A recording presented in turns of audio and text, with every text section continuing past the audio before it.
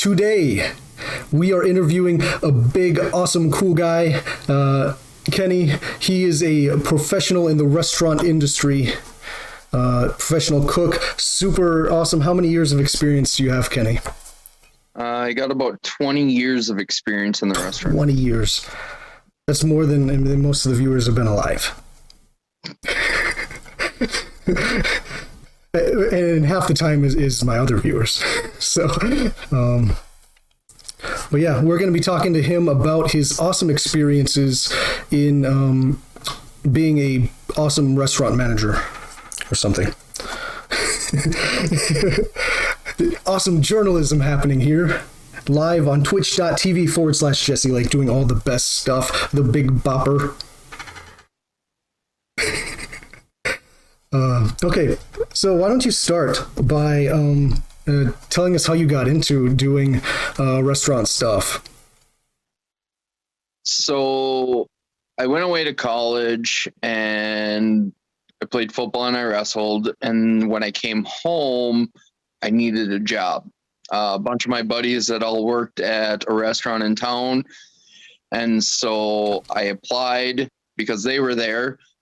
And the only position they had open was a dishwasher. I went in for my interview and they asked if I wanted to wash dishes. I said, sure. It's not the most glamorous job in the world, but it got my foot in the door. Years later, I worked my way up through the chain, started doing pizza line and then front line, which was pastas, burgers, stuff like that. And eventually I started in the front of the house. I took the minimal front of the house job, which is a host, just because they needed a host at that time. So I did it, worked my way up to server, cocktail bartender, took a shot at an interview to be a manager about 6 or 7 years in. When I left the interview, they said,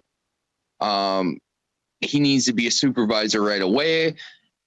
I was unfortunately not granted the position right away because there were some tenured employees that were there ahead of me, but I was very fast-tracked to my way to management. Spent about 2 years as a supervisor, and then once one of the tenured employees left, I was granted the management job without any questions. That's pretty good. And that was at Old Chicago? Correct. Okay. So you finished, when you finished school, right? So you went into, or you dropped out of school? What were you going to school for? Going to school for law enforcement. Okay. Because I've always been someone who wants to deal with people, and I wanted to help people, but the more law enforcement classes I took, the more it sounded like adult babysitting, which is kind of not my style. Yeah. Okay. If anyone in chat can hear all right, just let me know if I need to turn up the audio at all. So did you always like to do stuff with food? I always loved to cook. I'm a big fan of cooking, and any and every knowledge. I think I got probably about 40 YouTube channels, and I would say 30 of them are mostly people I follow who cook. That's fun. Yeah, you'd be surprised the stuff you can learn on YouTube, man. It's better than school. Yeah, and it's great. And I found some really cool people that I've actually bought their cookbooks and stuff like that who started out on YouTube, and they have some awesome recipes. I've duplicated them at home, and yeah, YouTube's a very, very, very cool knowledge pool for anything that you're excited about. It is fun to learn with YouTube, especially because like you can see the people doing this stuff and not just reading textbooks. Well, and that's the thing is I'm a learner who doesn't necessarily do well when people just tell me to do stuff. I need to be shown it. And then once I'm shown once, I can normally duplicate it multiple times. And so the fact that YouTube demos stuff and you can see it, that helped me learn much faster. Yeah. So before you even got into the restaurant business, you said you like to cook a whole bunch, right? You like enjoyed that. Did you have anyone who you'd like make food for that also was like, yeah, I'm your biggest fan of making food? Mom. Mom was a big supporter. Anytime I wanted to cook, I think it was more of something that she didn't have to deal with. Yeah. So, but she was super encouraging, and she was like, anytime you want to cook, go ahead and cook. And so I'd come to her with a recipe. She'd buy the ingredients. I don't know how she bought some of the stuff, but Dude, some things are hard to find. well, it's hard to find and expensive, but Mom always made a way that if we were super encouraged about something, she made it a point that that's where the money would be spent. Okay, that's good. Was your mom who supported your cooking things? Was she also a good cook? Mom's a good cook. She is a different cook, though. I found out that a lot of my young recipes that I liked are not such a hit with my Polish wife. What is your mom? Mom's mainly German. Okay, thought so. That's cool. And your dad's a little bit of everything, right? Yeah, Dad's kind of a mutt. Yeah. Yeah, that's interesting. Oh yeah, so you weren't feeling the cop stuff, decided to drop out of school and then go back home, and then you got into restaurant working because you needed money and your friends worked at the restaurant. Correct. Right. Okay. So then you started with dishing, right? You started washing dishes. What what skills are required for washing dishes? That people that are watching could be like, hey, I want to get into restaurant stuff. What skills do I need to do to get into the very minimum of restaurant working? I would just say diligence. A lot of restaurants, especially here in Minnesota, have automated dishwashers. So what happens is you spray, the servers and the bartenders will bring all the plates into you and the dishware. You need to spray it off, put it on a rack, send it through the dishwasher, and then make sure it comes out clean in the end. Because the last thing you want as a dishwasher is for the line cooks to bring over a stack of plates to you that are still dirty. And they're like, here's 40 more plates to do. So diligence, do it again. attention to detail would be kind of just the main things. And the really cool thing about dishwashers is the cooks respect you the most because you have the hardest job. It's hard to cook, but at the same time, they know you get all the leftovers. And so the cooks are, one, super respectful to dishwashers, and two, super eager to teach you to get out of the dish pit.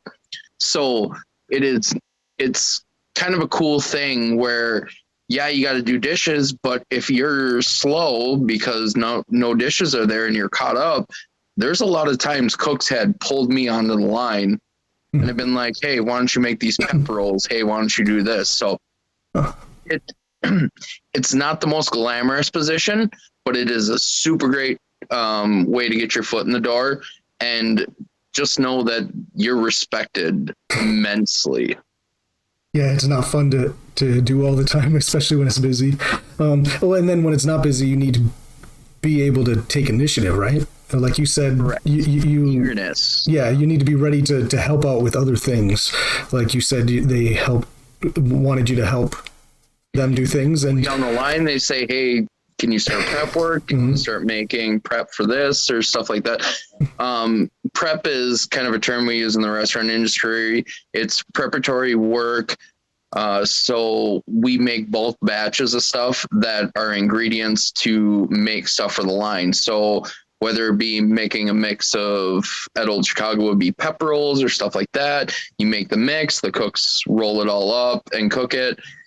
But that's kind of the things that they start to pull you. And if you're eager and excited to learn that stuff, the cooks instantly grab you and are like, hey, come help us do this, do that. That's good. So you were eager and willing to help, and it provided you learning opportunities so you could learn to cook stuff better and do your preparatory work. Yep. Okay. And then how did you become like a cook? Like how long were you doing dishes before they're like, hey, we want you to do something else? 6 months. Okay. If you show initiative and if you show the willingness to learn, you're going to move up fast. That's a really cool thing about the restaurant industry, unlike other jobs where it says, hey, you need to wait 90 days. Hey, you need to wait a year and a half. You need to wait 2 years before you can apply for it. The restaurant industry is boom, boom, boom. If you show initiative, you show incentive, and you want to work, boom, you can move up fast. Yeah, that's good. I know there's sometimes where people advertise things, oh, this is an entry level position, but you got to have 5+ years of relevant experience. 5 years of relevant experience for an entry level position. Like what is this? And what is the turnover for, like turnover being like how long do people usually work as a disher before they either get fired or quit or move on to something else? And like, how is that why it's easy to advance? Is just because people don't stick around very long? It's hit and miss. There's a lot of places where you have some old time dishwashers who just don't have incentive to do anything else. They want to come into work, they want to do dishes, and they just want to leave at the end of the day. Yeah.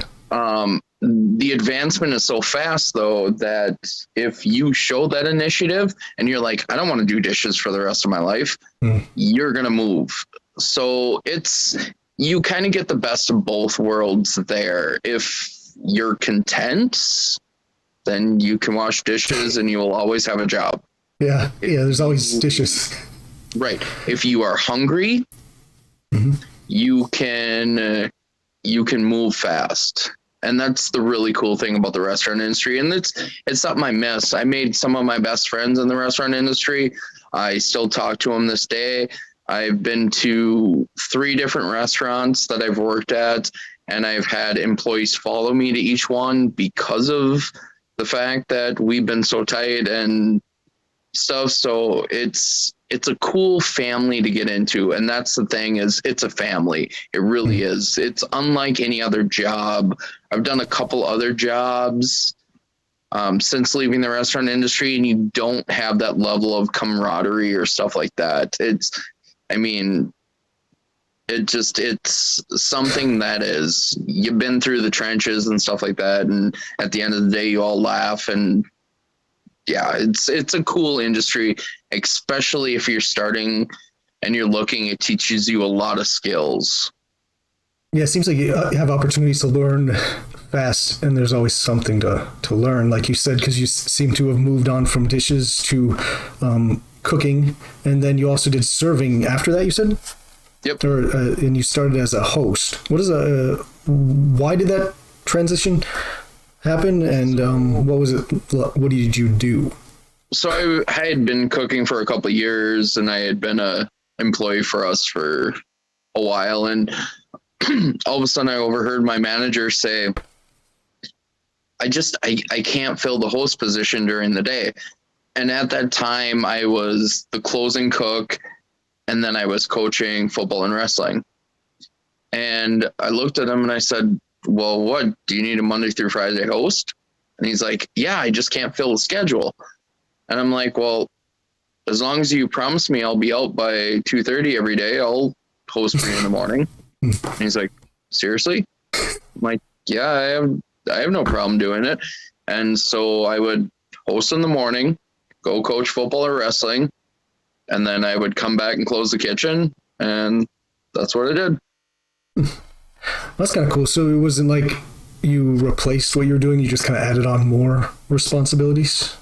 Correct. Okay. And I would say, again, eagerness and opportunity is the biggest way you're going to move up the ladder. If you're eager to do something that you've never done before, or you're willing to do it, in the restaurant industry, you'll move fast because a lot of times people get in a role and they're like, well, I'm fine doing this, or they're like, this sucks. And if you're eager, then management sees it and they're like, well, let's let Ken host. Yeah. So I sat tables for about a year, and all of a sudden they're like, yeah, you should be serving. So That's good. Oh, did you ever have, with learning all of these new roles and stuff, right? Did you ever have a goal of like potentially opening your own restaurant at all? I did. My sister's also in the restaurant industry, and this has been something that we've talked about for a while, where we've wanted to kind of do something ourselves. And it's feasible, and it's definitely a goal to strive to. It's just our paths went in kind of two different ways. I have a 4-year-old now. Mhm. He will be 5 in July. And so my path went a little different for availability purposes, not for a lack of love of the restaurant industry. I still help out, whenever they text me once a week and they're like, hey, can you pick up this day? I'm like, sure, I'll be in. So That's nice that you can still help out sometimes. yes. Because yeah, I could imagine like you taking the opportunity to like learn all of these new things and different aspects of the restaurant industry, right? From doing dishes to cooking, and then you moved on to doing some serving and stuff too. That probably gave you a lot of experience and information that you could use if you did end up wanting to start a restaurant. Yeah, or do something else. It's good too.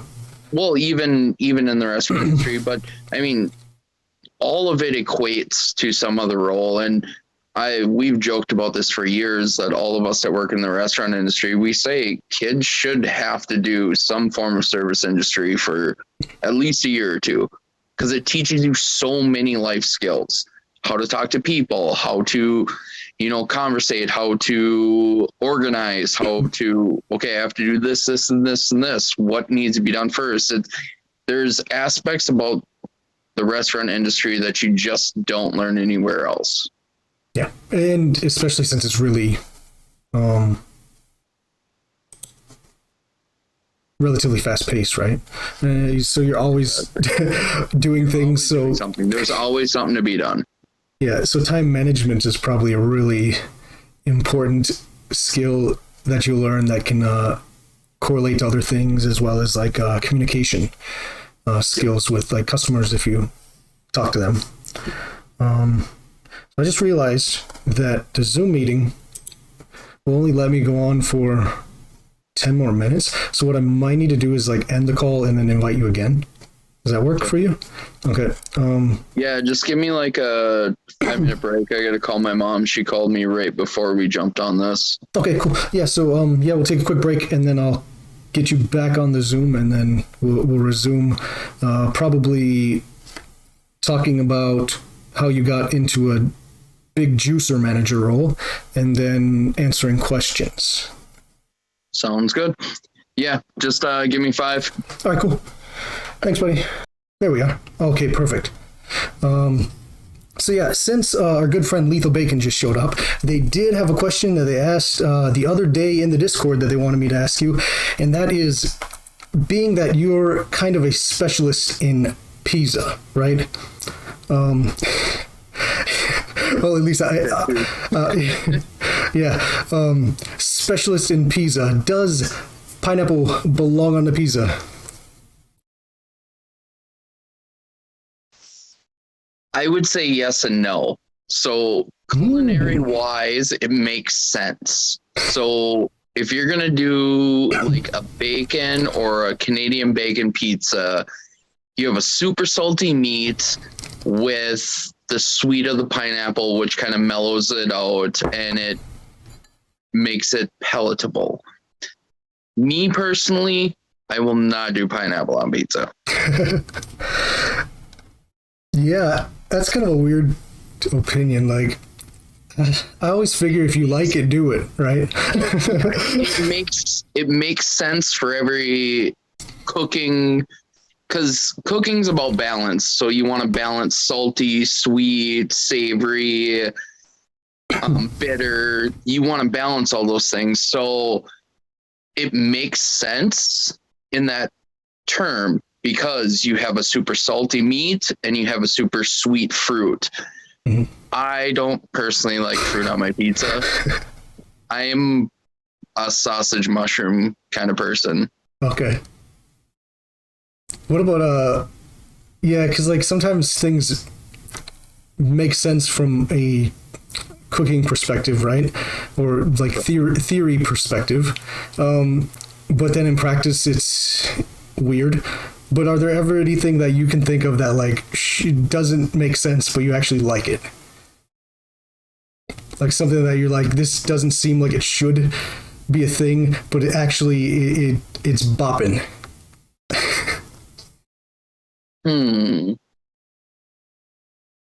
I don't know. I have weird tastes. The older I get, the more I giggle because I like food like my dad. So, like herring, I would have never thought at 20 or at 15 that I would have liked pickled fish.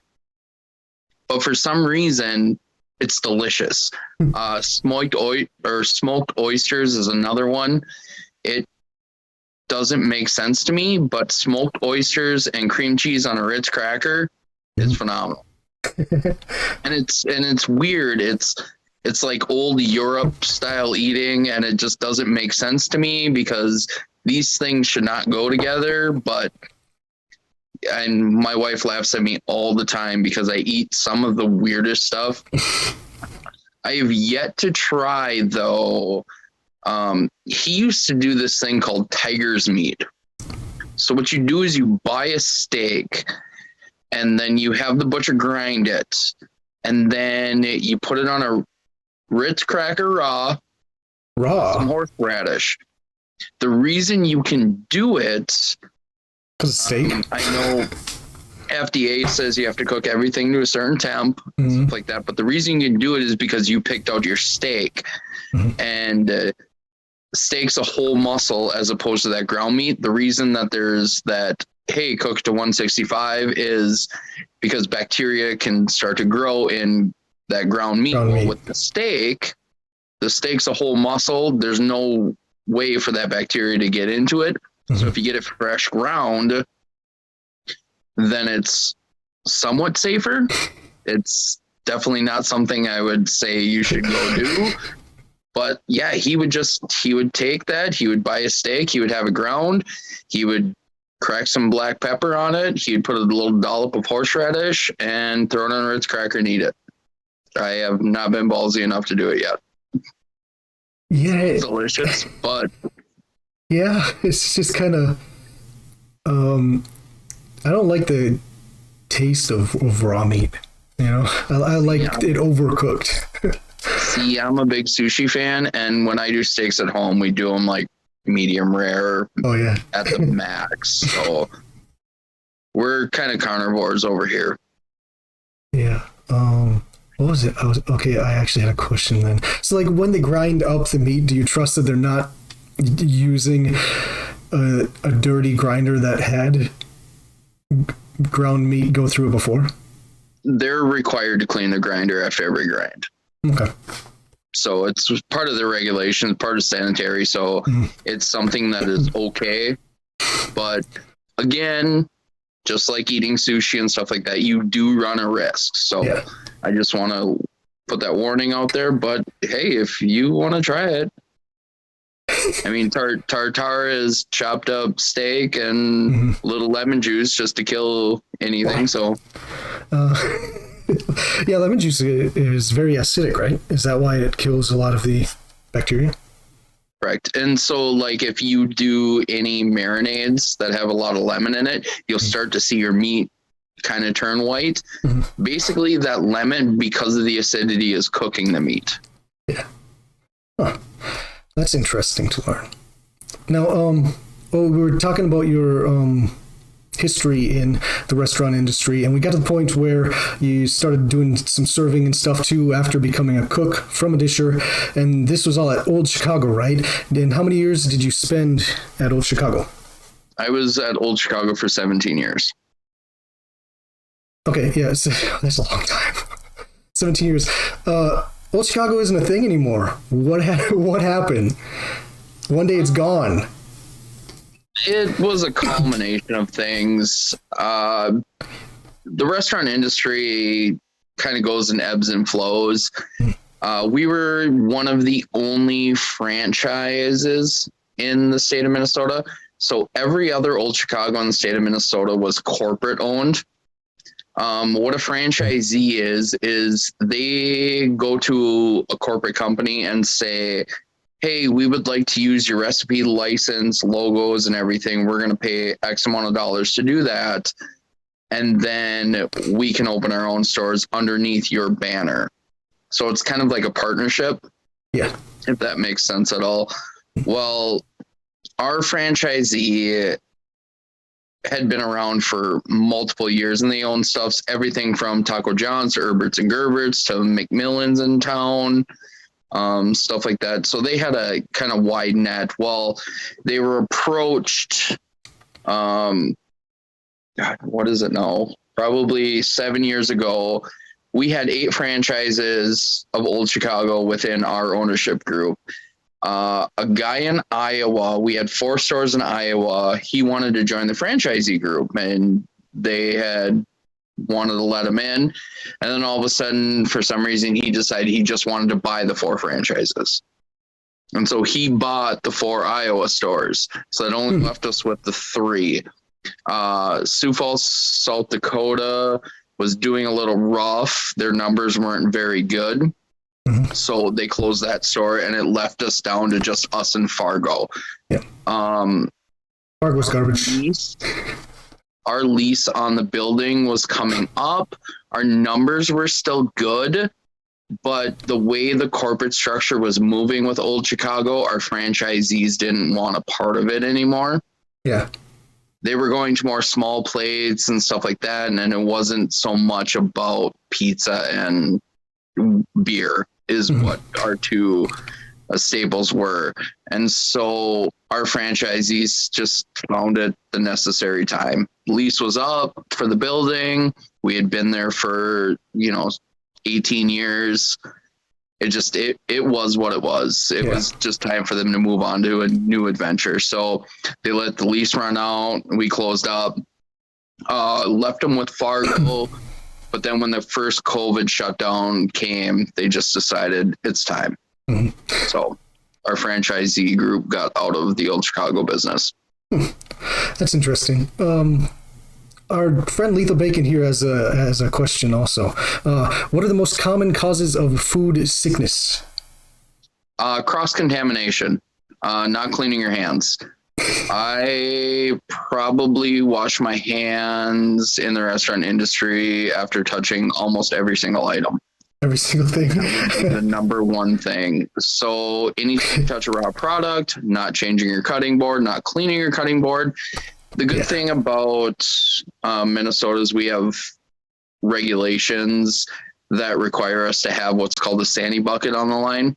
It has a solution in it that sanitizes the cutting board. So anytime something touches the cutting board, it gets wiped down with a Sani rag, thrown back in the Sani bucket. And those need to be changed every 2 hours to make sure that the chemicals in it are still effective. And so I would say the safety of eating in a restaurant is far above probably even eating at home, just due to the fact of what they have to follow. Okay, well that makes sense. That's kind of cool. So you have a Sani bucket and you have to change it so it doesn't get disgusting. Boards get bleached. Yeah, okay. That's cool. It's funny, even when I was moonlighting, because I started a different career path, just like I said earlier, with my family and stuff like that, I still helped out at the restaurant, and I'm pulling boards and bleaching them, even though I'm just hourly now. So. Nice. Yeah, we take restaurant cleanliness to the highest standard. So Okay. So after Old Chicago, because you said you were a franchise, right? So you had an owner operator operating the restaurant. They went a different direction. The corporate was, right? And then you ended up shutting down. So what did you do when your restaurant that you'd worked at for 17 years shuts down? I went to a different restaurant because I was familiar with. I went to a burger joint, and it was a lot of fun, and it was great. And then after about 8 months, the actual Old Chicago building was going to be bought out by a pizza restaurant, which was quite ironic.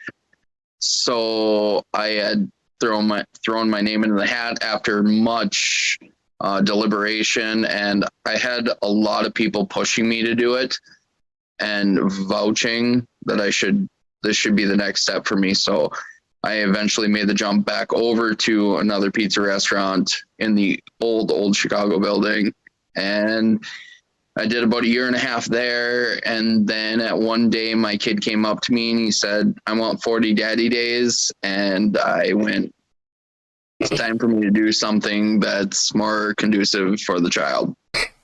Yeah. Yeah, it can be pretty busy. So what happened was you went to a burger restaurant after it shut down. Were you working the same type of work? Were you doing cooking, or were you doing more service stuff? So at Old Chicago, I was the service manager. So I did a lot of front of the house stuff, although my heart was in the kitchen. So when I went over to the burger restaurant, I became their kitchen manager. Okay. So I did all of my work in the kitchen. So ordering, inventory, all that stuff, cooking on the line. And then when I went over to the other pizza restaurant, I was a mix of both. Okay. So I did a lot of cooking, but at the same time, I was out on the floor, talking to tables, talking to customers and stuff like that. So. Okay. Another question here. If a customer were to get a food sickness, what's the protocol, if any? So there is a protocol. What you would want to do is you would want to initially go to the doctor, and then you are going to want to contact that restaurant. That restaurant will then look into what it could have possibly been, what the food you had, stuff like that. And they do have some filings with the Minnesota Department of Health just to make sure that there's not a strain of this going on that could be relayed back to a distributor or stuff like that. So there's a bunch of lines of resources to go to. And I want to reassure you, restaurants are more than happy to field those phone calls. And we're more than happy to do the research to make sure that this doesn't happen, because the last thing we want to do is, we know money is tight, and the restaurant industry with both shutdowns have been hit the hardest. And we know that it's a treat to go out, and we know that it's something that not everyone gets to do all the time. And so we want to make that experience the best that you have. And so if there is a situation where, let's say you had chicken on your pizza and you got a little sick from it, we want to do that research, and we want to see, did this happen to anyone else? Is this just a one-time thing? We check our products on the line. We check our products, wherever they're at. We reach out to our distributors. So there is a line if something does happen. Okay. That's kind of cool. Especially because you don't know right away what the problem is. So it is important to see if it's a distributor issue with their product, or if it's a mistake with not washing your hands or something silly, right? Right. And the restaurant doesn't want their reputation. They want you to come in because ultimately it's, you trust them. And so we want to make money, and 10 people get sick from one item. Yeah. We want to know about it so we can. They're not coming back, right? Right. They're not coming back. Okay, so then you went on to so was it just that there was a good opportunity at the other restaurant, or did you just kind of go there because you needed something to do, and before you found a more permanent thing at the burger joint? A little bit of both. Obviously, I needed something to do. We had just had a kid, 2 years. He was 2 at the time, so I needed a job and I needed something that I knew I was going to make money at. As you stated earlier, a lot of entry-level positions don't pay as well, so you go where you know you have the knowledge and you can start kind of on a different tier. And so I went there and I had a lot of fun, and it was a great experience, and I learned a lot from it. And yeah, it was good. I met a lot of really good friends. I still go to that restaurant to this day, and the guys in the kitchen come out and say hi to me and my little kid. And it's, again, the biggest thing I harp on is the restaurant industry is such a huge family. And if you want to be a part of something, the restaurant industry is such a cool way to go, because like we had our kid, he used to come in before I dropped him off at daycare and help me unload a truck. I have videos on my phone of him helping me unbox stuff, and anytime he comes in, they bring him back into the kitchen and they get him ice cream and stuff like that. It's a really cool dynamic, and it's bring me in. I need some of that ice cream. Well, I don't think Hillary can pick you up and bring you into the kitchen, so darn it. Oh man. And then so then you moved on to another management opportunity at the old building that you used to work at, but under a new restaurant, right? Correct. And that was a pizza gimmick. Yep. And you did that for a couple years? About a year and a half. Year and a half? Does the ice cream machine need to be cleaned as often as McDonald's says? Is a question in chat.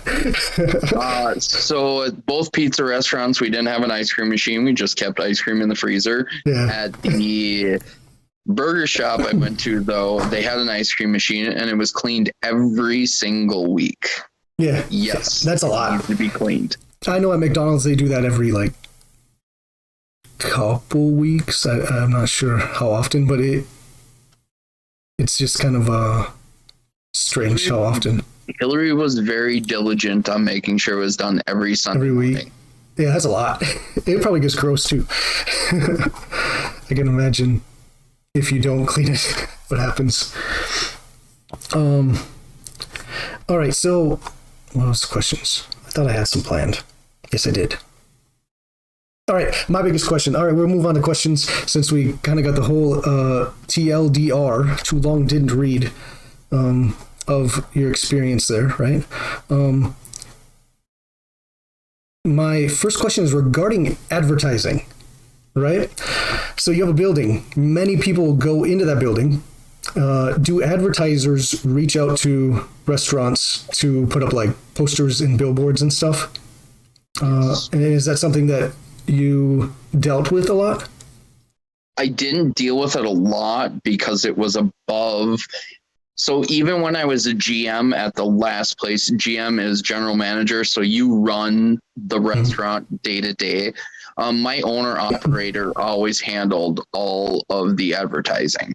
Okay. But it is not uncommon on the daily for someone to come in and want to post something or want to do something. And so advertisement is huge, especially with restaurants. And I don't know where everyone's located, but for the most part here in Minnesota, there's an advertisement almost in every bathroom, every stall, a lot of them have digital ones that scroll. So yeah, advertisement's a huge thing.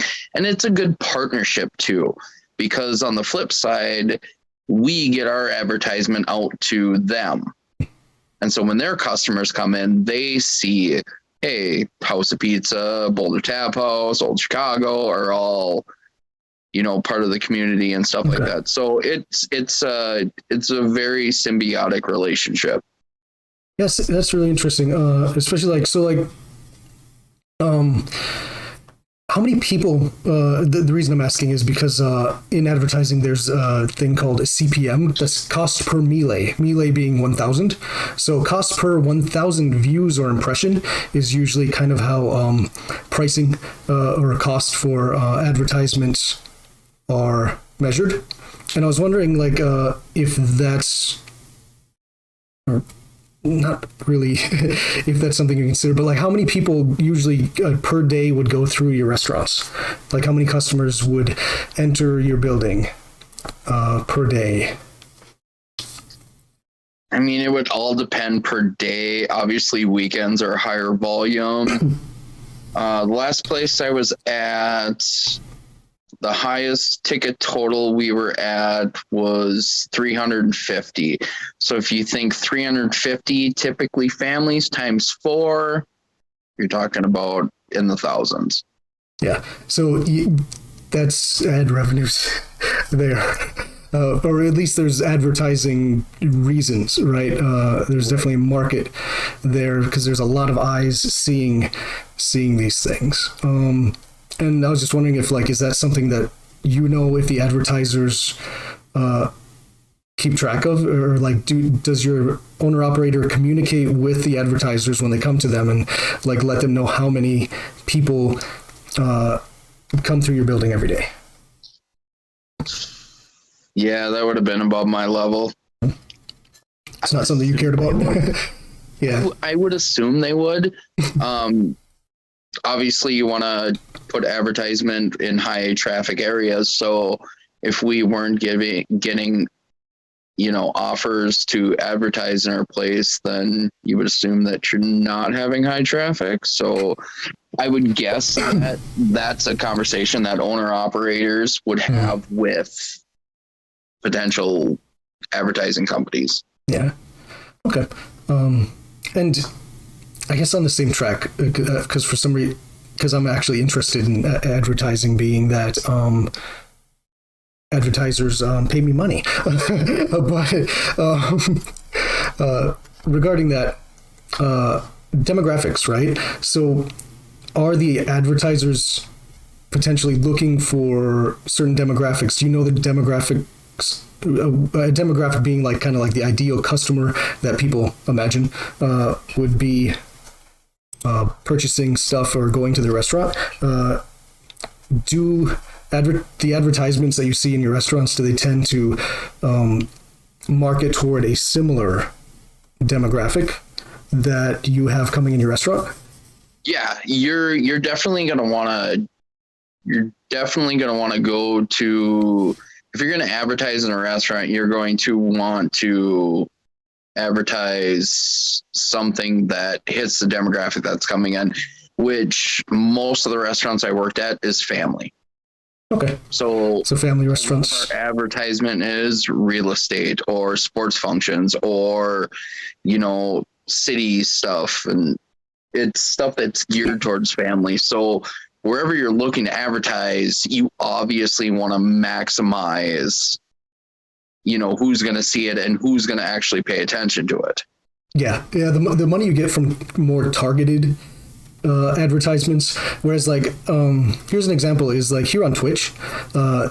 Twitch doesn't use target demographics for their advertisers, so their advertisers aren't going to pay them very much, because similar to how you used to see like M&M advertisements on everything, they didn't care. They were really indiscreet about who they would advertise with, and those are going to be like lower paying CPMs, like cost per melee advertisers. But when you go on like YouTube and stuff, their algorithm is good at showing advertisements to people that would actually be interested in. So their cost per melee is going to be relatively higher because you're actually targeting the right demographic with those advertisements. So right. That's just an explanation. I would agree with that. The cool thing about YouTube too is if this is something that doesn't pertain to you. So I'm a big YouTube watcher. Like I said, I follow probably about 30, 40 cooks on YouTube, and I watch their videos. Are you subscribed to Jesse Lake? I am subscribed to Jesse Lake. Oh my, oh golly. Oh my, the celebrity Kenny subscribers to me. Guys, you hear that? I'm a big deal almost. But the cool thing about it is if an ad pops up on YouTube, you can click, they don't want to see this ad anymore. And you can say why. I know with Snapchat, because a lot of my family uses it just with the little kid and stuff like that, they'll send you any and all. I've had nothing but Tampax commercials for the last 2 weeks, and I don't have a use for them. Okay, you sure? I'm positive. That's interesting. Oh, another thing. You mentioned like unloading trucks and distributors. I want to know where these restaurants get their inventory, their food. So there's a bunch of different companies. I would say in the state of Minnesota, there's 4 or 5 that are basically warehouses, and they bring in bulk substance and they distribute to all of the restaurants throughout the states. Okay.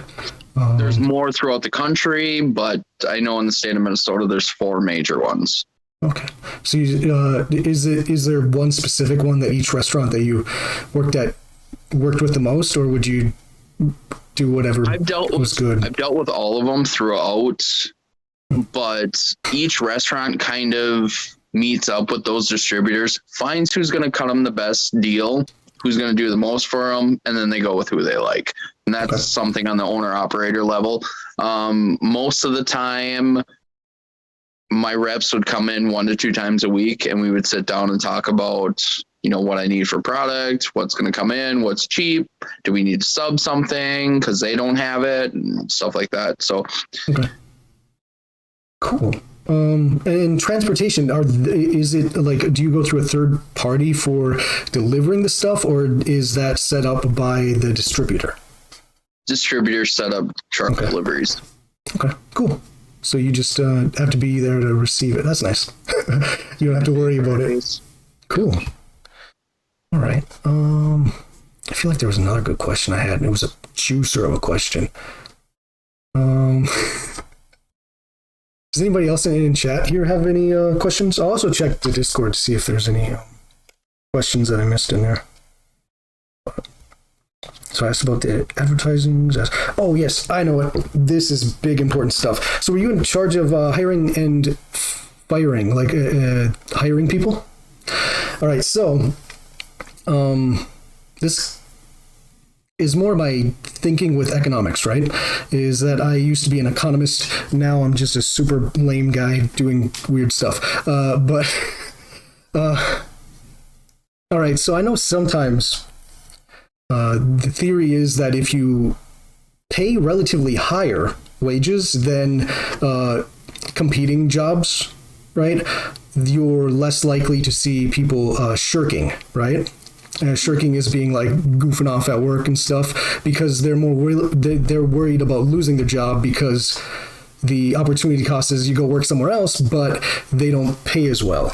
Is that something you consider, is paying relatively higher to keep quality or get quality employees, or to keep them from having incentive to messing around?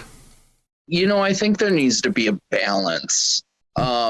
Obviously on the management and owner operator side, you can't pay too much. Mm-hmm. You have every day we're checking our labor costs, because basically the rough equation that most people look at is like a fourth. So a fourth of your daily income needs to be for labor. A fourth needs to be for product. A fourth needs to be for utilities, and you take home a fourth as profit. Now, most restaurants would like to do better than that. They would like to do a third. So a third labor and cost, a third utilities, and then a third profit. But on the rough end, it's typically a fourth. So it's not like these guys are billionaires just sitting there making a whole ton of money. But do they actually get a fourth? No. Okay. I know that's a good goal, but after it goes through everything, you're not seeing a fourth. But that's just kind of the rough way to kind of dumb it down to make it kind of easier to think about. Mm-hmm. So when I check my labor costs, I want anything under a 25%. Mm-hmm. Okay. That's roughly. The lower, the better. Now, that being said, the higher you get paid, the more the labor cost goes up, yada, yada, yada. But you want to, one, pay your employees good, and you want to treat them with respect, because they can just, walk away and go somewhere else, right? But at the same time, I was making way more money at my second restaurant, and I was nowhere near as happy. So there has to be a level, and that's something that the management team has to be able to play into. And that Old Chicago Tanya did such a great job of balancing that, making sure you got paid and making sure you actually wanted to come to work because it was enjoyable to come to work. That's a good point. I think I lost audio. One second. It is worth me coming to work. Yeah. Or I could make, $50K a year, still take care of my family, and actually enjoy going to my job. And that's where that family aspect comes in again, and I harp it so much, is that you wanted to go to work because you wanted to see, X, Y, and Z person, because you missed them. You hadn't seen them in a couple days, and it was that kind of atmosphere that breeds. So you can pay high, but if you don't have fun at the job and you're not having fun at work, you still won't keep them, right? Right. You're going to lose them. I could pay you $1 million, but if I'm asking you to clean toilets, I'll do that every single day. I'll do it. Eventually you'll get sick of it. No, I'll do it. By yourself? Yeah, why not? Just destroyed toilets. Just nothing but destroyed toilets. You can get I know what you mean, though. I get your point. There's a level balance of money and fun. And that's something that I had to come to with. I took a giant hit when I left the restaurant industry, cash-wise.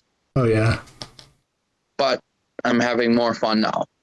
Yeah, you have more time, right? Because you were the general manager, and that probably required you to always be on. Because if something weird happens, even when you're not at the restaurant, it is your responsibility. So some weird stuff happens, you're getting phone calls. I took a nap one day, and I got a phone call from my owner operator because we were missing something. I mean, I don't mean to sound that discouraging by any means. In my 20s, it was awesome. Yeah. So there's always going to need to be a balance to life. And you need to figure out that balance, and you need to figure out where it's at for money to enjoyment. And yes, paying more is great. And I was very fortunate that all 3 restaurants I worked at, they paid well. And they paid far above any other ones.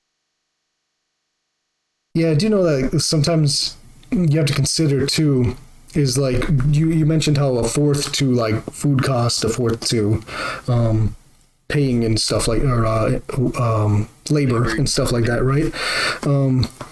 That there might be some return on, hey, if you pay more or willing to pay more to keep good employees, maybe that'll impact your food cost because they're making less mistakes, yes. So there's that balance too. Yeah.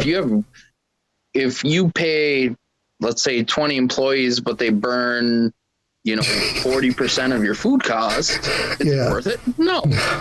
But if you pay 10 employees who don't use any of your food cost,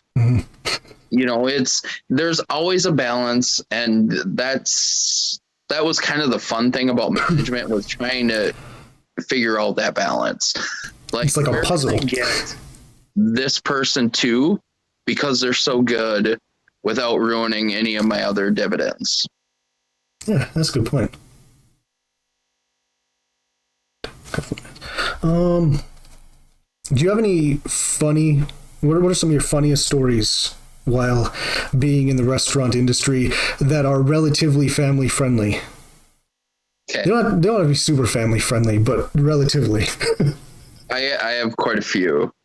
My favorite one is anytime we hired a new server, we would make them drain the hot water from the coffee machine.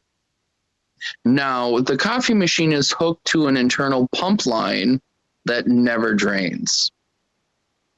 So we would have them go with a 12-quart bucket. Oh, just keep water. And then we would just let them drain it, and we would see how many they would get to. And then when they would turn around, we'd be like, oh yeah, you're pretty close. You got a couple more buckets, but yeah, you'll be fine. And then at the end of it, we would tell them, just so you know, it's hooked up to a hose and it's never gonna drain. And then we would ultimately welcome them to the family. That's a good one. They're like, are you serious? I'm like, welcome to the family would be my line.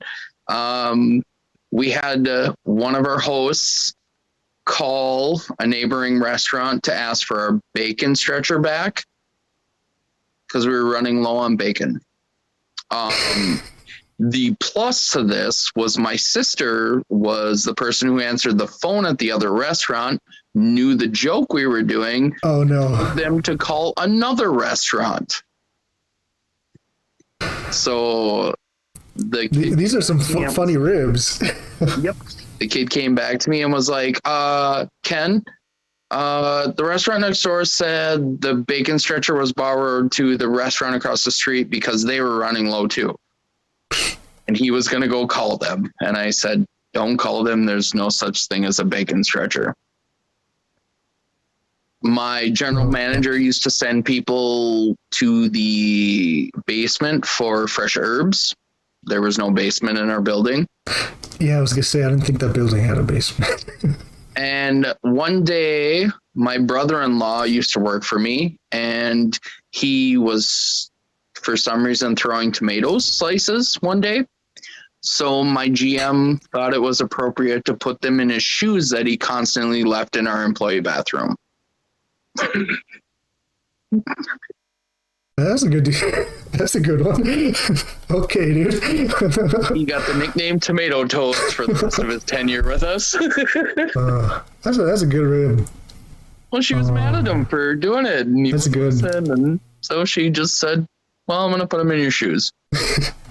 He always left his work shoes at work. So, and that's that family atmosphere, though, is we all laughed and we did stupid stuff to each other. And at the end of the day, we all sat down and we enjoyed each other's company. And that's, again, the really, really cool thing about the restaurant industry. You can go answer phones anywhere else and just be another cog in the system. You can, go out and do construction and just, be someone that's there. The cool thing about the restaurant industry is there is that camaraderie, that teamwork, that those emphasis where, we've been through the rush. We got this done. We all laugh. We walk out to the back dock, take out the recycling and stuff like that, and all giggle about it and do this stupid prank on each other. And there's that. Apparently, if you don't spend a lot of money on the Zoom, they only limit you to 40 minutes on a call. And we were getting probably pretty close to wrapping up, and then it just cut us off. So we left off with some funny stories, mostly ribs that you would do on people that you worked with. How'd you get that scar on your head? This one? Yeah. Goofing around. I was dishwashing and my two buddies were closing the kitchen. All three of us were. I was all done with dishes. I was just waiting for my manager to tell me I was cut.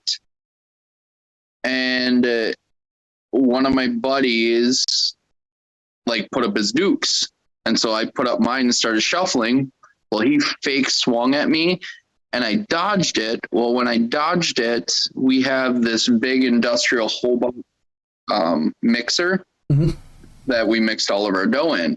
Well, it has about a 2-inch notch out the front of it where we ground our cheese and our meats and stuff like that.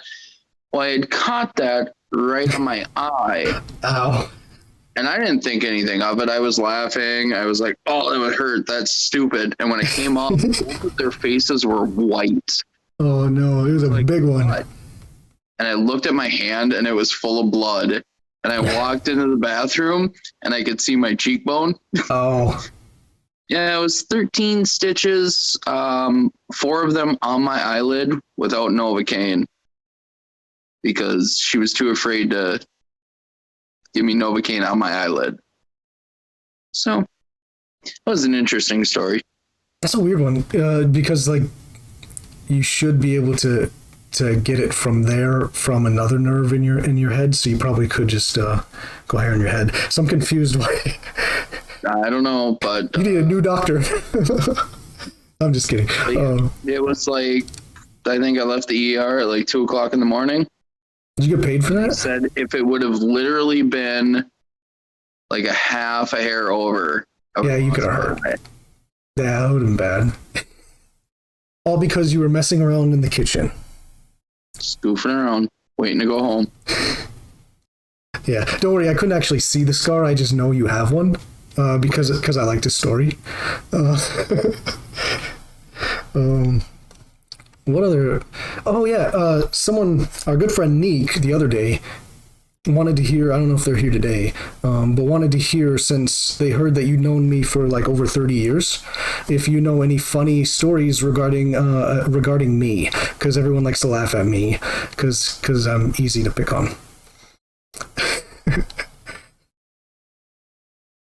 I don't know. Ones that can't get me arrested still. Well, the gingerbread man is long gone. So, okay.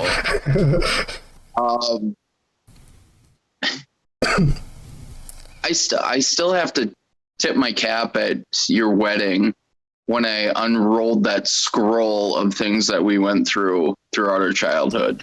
Yeah. And to see everyone. Yeah, everyone thought that was pretty fun. That was pretty good.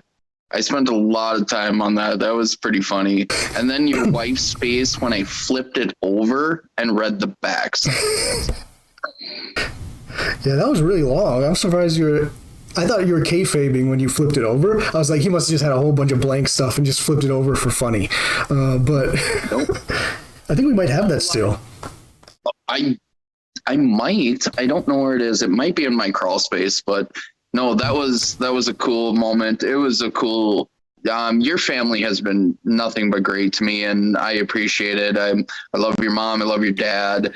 I mean, I love you too, and your family's been awesome. Hearts in the chat. Camp. Get the hearts in the chat. Yeah, right. Hearts in the chat. I mean, we used to spend every weekend out at the campgrounds, and that was a blast. I still talk about it to this day. And we actually did a couple trips down to the cities, and I'm like, it's a Saturday. I should really just swing into AJ Acres and just go see Chuck and Ness. And I just, your family's been awesome. And I miss that they didn't come into Hop like they did OC, because it was so nice to see them every single week. So I need to make some time and get over there. Your mom was tickled pink to hold G when he was first born, and yeah, she likes him.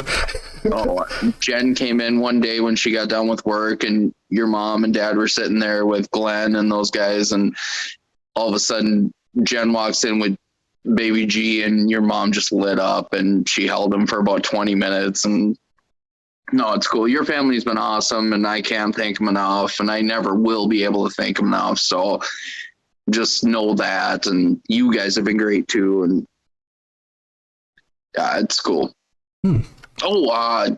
Funniest story, when Steve peed in the entryway. I don't know if that's appropriate or not. Oh, that was pretty funny. That was good. That's good, especially good because I didn't do anything. Yeah, you didn't do anything. You were just the comedic relief, Steve. That's not the bathroom. He just peed in the entryway, and then he went running and he peed on his bed. Like what? Oh man, I forgot, but that was a good one. That was a good one. Everyone was looking so concerned, like, what's wrong with him? Like, you and Timmy were just, what is going on? And then I just keep talking. Steve. No, Steve, don't. Steve, don't do that. Oh, that was a weird one. What is your an embarrassing story that you've had while working, other than when you goofed off and hit your face? Do you have any embarrassing moments while working in the restaurant? Yes, I have one that I tell to this day. So I had just became a supervisor and I was running the front of the house, and my GM was actually in the kitchen this day. And we had 13 TVs in the bar, and 3 of them were on the national championship for wrestling. And I had been a wrestler in high school and college, and then I coached wrestling for 10 years. And so I was watching the national championship while I was helping my bartender, clean glasses, do bar backing and stuff like that, making drinks. I said, I thought you were making a joke. He's like, no, I was watching wrestling too. And then all of a sudden it's these 2 guys just throwing fudge into a box. And I was like, I need to walk away. That's funny. The other one is one of my first days of serving, I spilled a drink on your aunt. I heard about this one. I think my grandma was there. She told me about it. She was. Your whole family was there, other than your mom and dad. Yes, your aunt got a glass of water on her lap. Yeah, they're like, oh, it's no big deal, but he was so embarrassed. Well, yeah, it was 1, your family, and 2, it was like week 2 of me serving. Yeah, so you haven't really had big mistakes before doing it, right? Yeah. And I've never spilled a drink. Yeah. Oh, man. That's funny. And that's a long time of non-spilling drinks then. That's pretty good. Yeah. Yeah. I iron grip trays ever since then. So if I were to purchase a building, would you run the restaurant? It would depend. It could be your menu, whatever you wanted for your menu or anything. Would you run it if you had an opportunity? There's so much that goes into it on the front end of just that. What's the size of the restaurant? What is the capacity? What are we looking to do? There's so many intangibles that I would love to instantly just say yes. But at the same time, it's something that would need much collaboration and a plan. There's so much. Is it good for, is this style of restaurant going to be good for the environment? Are we going to be profitable? Is this style of menu going to be something that people are going to adhere to? Are we doing this in the cities and St. Cloud? Are we doing this in Fargo? There's so much that goes into planning on the first part of it to just initially see if it's going to work. So initially I would say yes, but then you realize the work. Drawn out conversations, Yeah. Is this something that you would want to do? Is this something that works? Is this intriguing? It's just, what's the building space? What kind of liquor license are we going to need? What kind of food distributing are we, there's just so much that goes into planning it. Yeah. And that's probably a lot of the reason why you didn't go into owning a restaurant and decide to do something else, is because the time required might not be worth the risk and effort. Yeah, yes and no. I don't know. That's such a tricky question, because it's not like I wouldn't want to do it. And it's not like I wouldn't be able to do it or have the drive to do it. It's just, it's that work-life balance that you need to figure out. And, if Gabriel was 15. Oh, yeah. That's different then, right? I would be all for it. He's 5. So I'm just in a different point of my life at this intersection that I wouldn't be able to give a definite answer. But again, don't worry, I don't have any money right now. I can't purchase one anyway.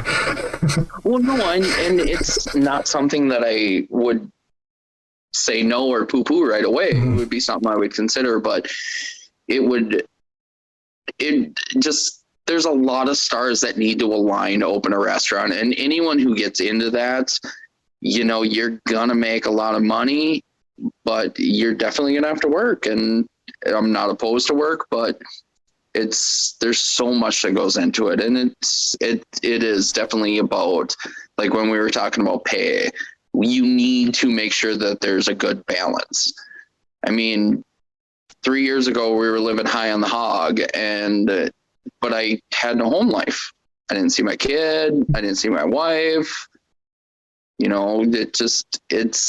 needs to be a balance, and you need to get people at the right stages of each part of their life. And just know that you're not trapped all the time either.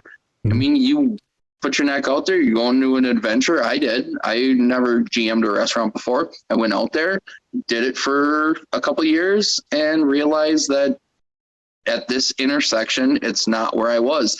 My assistant manager was in her 20s. And yeah, she can do that. Yeah. If I would have been 25, 28 at that time without a kid, yeah, I would have jumped all over it and, been able to do that stuff. But it just, you have to find the balance in your life. Otherwise you're not going to be happy. Yeah. It's a good point. You can make all the money in the world and you will always make more money. So is restaurant stuff going to be something that you get back into later? Like maybe when your kid gets older, is that something that you still want to do, or? Yeah, I don't foresee me ever leaving it. Oh. I mean, like I said, I work 45 hours a week at my new job now, and I still help out at the restaurant 5 to 6 hours a week on their high volume shifts when they need help. And those are my favorite times to be there. I want to be there when it's busy. I want to be there when you're getting your butt kicked. I want to be in the weeds. I want 20 tickets hanging on my board and have to cook them all. And that's the stuff that's fun for me. Mm-hmm. And so I don't think I'll ever not be a part of the restaurant industry. Mm-hmm. It's just at this intersection of my life right now, it just wasn't feasible. That makes sense. So it's not something you've written off, and not something you're going to have a super distinguished goal of what you want to accomplish. It's just something you might do, possibly, if you want. I mean, in the back burner, 10 years down the road, if Hillary comes up to me and says, I found a 30-seater restaurant, you can do whatever you want on the menu, on the sling cocktails, that's an opportunity that I want to do. Yeah. If it's the right time to... Yeah. I don't want a huge restaurant. I don't want a 400-seater. I would like a little 30-seat restaurant. I can go to the grocery store in the morning, pick out what we're going to serve on the menu, write it on a chalkboard, and this is lunch. Those are some of the kind of cool aspects. And once you learn the aspects of the kind of corporate restaurant industry, you can start to do those things and implement those. And so if someone was really wanting to learn to be a super juicer of a cook, and they're like relatively young, like a teenager, what are some things that you would suggest that they should look into learning that may seem seemingly unrelated, but could help them when it comes to being a chef in the future, something fancy, I mean, experiment. Just, with technology nowadays, jump on YouTube, type in cooking. I mean, seriously. Just cooking. You'll find something. I'm 36 and I do it to this day. When I want to try a new recipe, I jump on YouTube, I type in the recipe, I watch probably about 10 videos and take what I like from them and pull them into my recipe. And cooking's all about apprenticeship, and you learn from other people, and so you'll learn some techniques you like from person A, person B, person C, and you take those and you build your own. And that's the real cool thing about cooking, is the experimentation and stuff like that. Try stuff. If it sucks, then you don't do it anymore. I mean, I can't tell you how many recipes that I thought were good that I tried with the family and they're like, no. Yeah. You're like, oh, this is going to be a juicer, and everyone's like, no. Whatever. And it's fine. And don't accept or don't think criticism is necessarily a failure, because you could have cooked a dish right, and to what somebody else would have said, this is excellent. But I guess I would equate it to like, I'm not huge on the flavor profiles of Indian food, but I love Asian food. So like the cinnamon and clove and stuff like that, that's in Indian food, is abrasive to me. So I've cooked a couple dishes and everyone else has said these are great, but they're not like my personal thing. And then I've cooked some dishes where I think the flavor profile is phenomenal, and other people are like, yeah, this isn't for me. So it's learning, and it's trying, and it's experimentation. It's fun. It is. Try. Just do something. See a recipe that looks really good, give it a try. You don't like the flavor profile, throw it out. But try. And that eagerness and that willingness and that those are the kind of aspects you need in the cooking restaurant industry. That's cool. Yeah, it's definitely like, especially since like taste of things is like subjective for people, like whether you like it or not. And then it's also an opportunity to be creative when you're cooking too, you know? That's always like fun. Knife work and stuff like that. You get to play around with that. A lot of people laughed at me. They're like, Ken, you can work a line like no other, but your favorite thing to do is prep.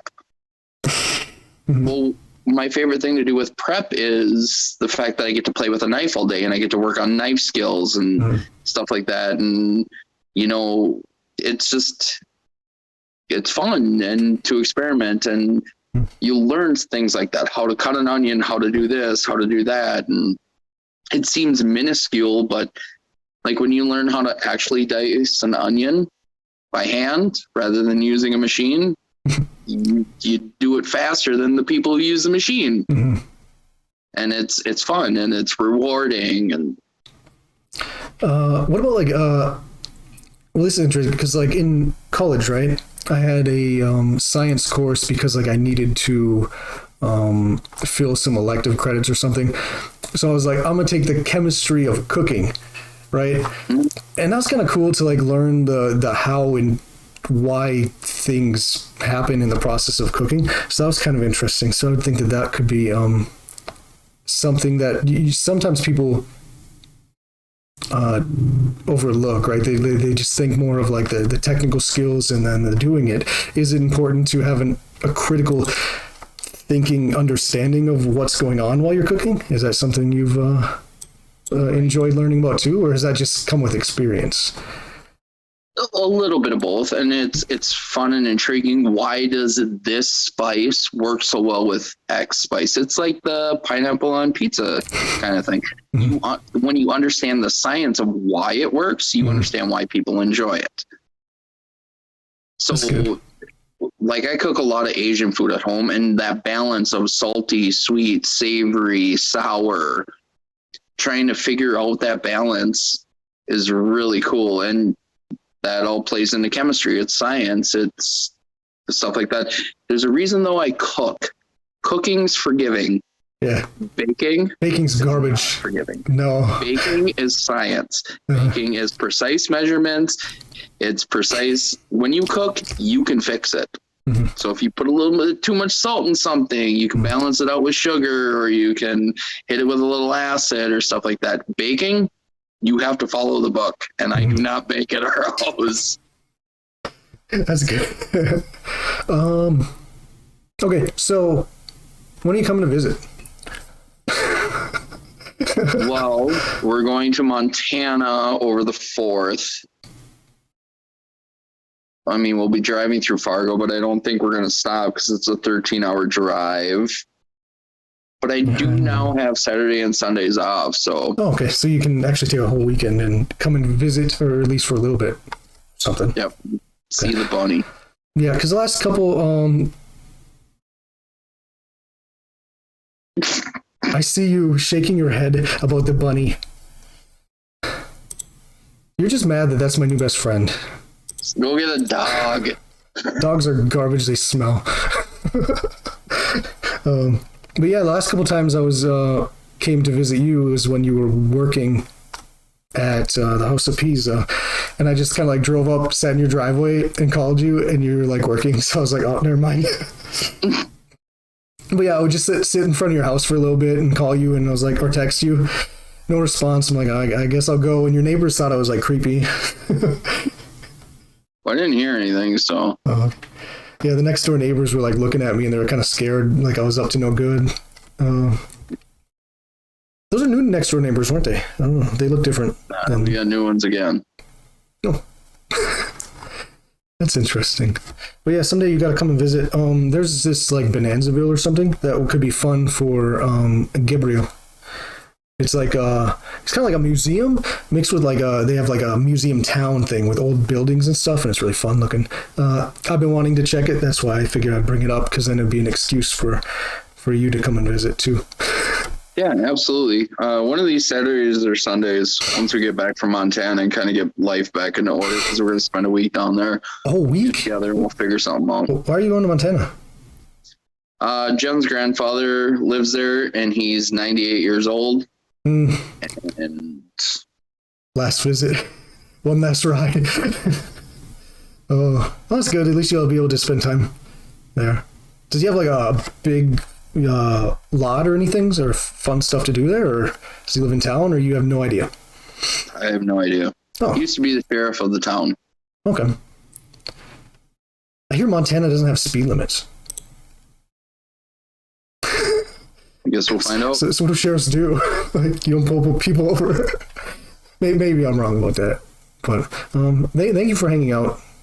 Do you play any games? What are some of your favorite games to play? I'm going to ask you that before I leave you alone.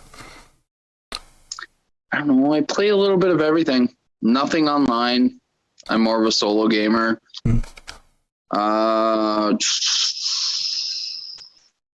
God, what did I just finish?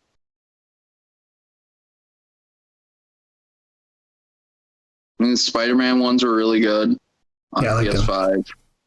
Both of them. Little of the Jurassic Evolution. Build your own Jurassic Park. Oh, you like those games now?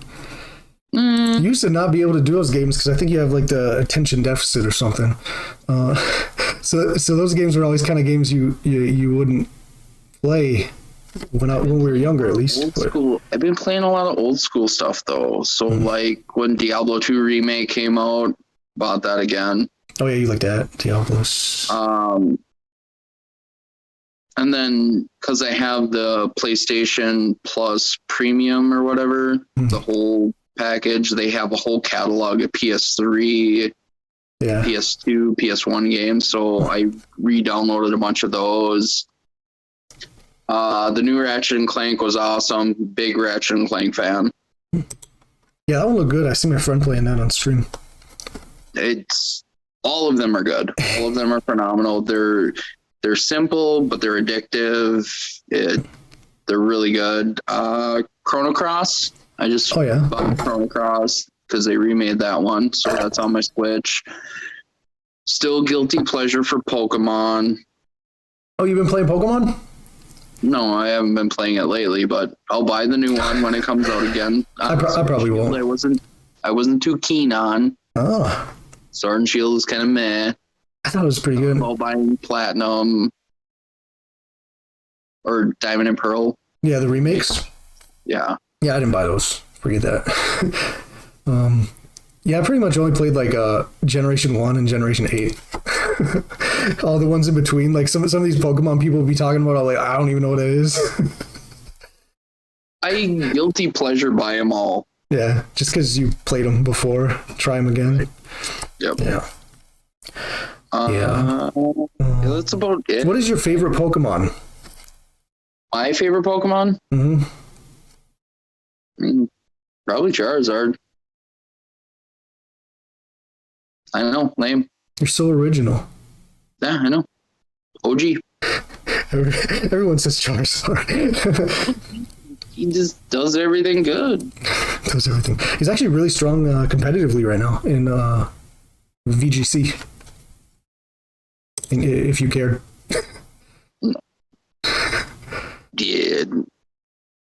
I don't know. Charmander was always my favorite, so. Yeah. Yeah, lately I think Raichu's my favorite Pokemon. He's pretty cool. Raichu's bomb. Mostly just how it, gameplay-wise, design-wise, it's okay, but I think in the game it's just fun to use. Okay, so what games do you play that you could play with me? Because we don't play games anymore. I don't know. Do you got Madden? I've been American football is something I haven't paid attention to in 12 years. It's been 12 years since I've watched it. All I listen to is NFL stuff. Big fan of PTF. I mean, if I want to watch like phony baloney sports, I'll just watch wrestling. I haven't watched wrestling in a while. I like wrestling. I haven't either, but I like it. What about... Oh, you say you play Minecraft. Well, I let the kid play Minecraft. We should play Minecraft together. I already beat it. Beat Minecraft? Yeah, we could, just to do something. Do you ever play Fall Guys? No. I used to. No Fall Guys, no Among Us. Among Us. Trying to play Poppy's Playtime, but G keeps walking in every time I start it up. What's Poppy's Playtime? It's some like horror adventure miniseries game. So not appropriate for him? No. You know what's a juicer on Steam? The Dulos Study. It's like $1.99. It's a great game. I know the developer. Oh. I'm the developer. Was that the one you sent to me a while ago? Yeah. Yeah, I'm the developer. Programmer and developer. Did all the art. But anyways, yeah, we'll probably figure out something we can play together sometime because I miss hanging out with you. So. Agreed. All right, well, what are you doing today? Anything fun? No, just hanging out with G, and then he's gonna go over to my mom's tonight. Me and Jen have to get some stuff prepped up for his birthday party. Ooh. Am I invited? He's obsessed with the Titanic right now. Titanic? Yeah. Has he ever ridden on it? No. You can't. I know, I'm kidding. When it sunk, he knows how many people died on it. Why does he... Ships, the Britannic and the Olympic, and yeah. What about the Edmund Fitzgerald? I don't think he cares. There's a juicer of a song about that, isn't it? Who sings it? Do you know? You know music. No. You don't know the Edmund Fitzgerald song? I mean, I'm sure if I heard it, I would, but... Oh. Well, it's about the ship that sank in Lake Superior. So. Okay. Yeah, we're going to have to hang out sometime soon. So, thank you for doing this. I really appreciate it. Everyone was very excited that there was going to be a super awesome, cool, professional restaurant guy. So, and I was like, who better than this than Kenny? So, no, thanks for hanging out. I'll call you you call me when you get back from your big adventure to Montana, and then we'll figure out something to meet up or something. Will do. Okay. Thanks, buddy. All right, man. Have a good day.